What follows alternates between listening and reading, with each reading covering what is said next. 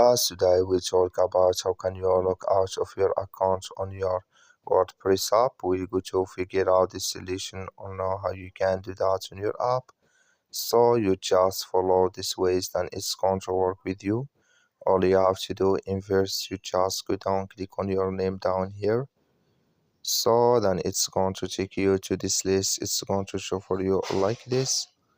Then you will find here logout of WordPress.com. Just click on it.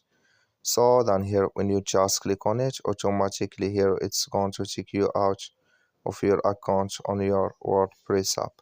So that's all you have to do. That's all I wish know you accurate. So you just follow these ways, then it's going to work with you. That's all. So that's all. Thank you for your watching. Don't forget to support us by liking and subscribe. So that's all. Thank you for your watching.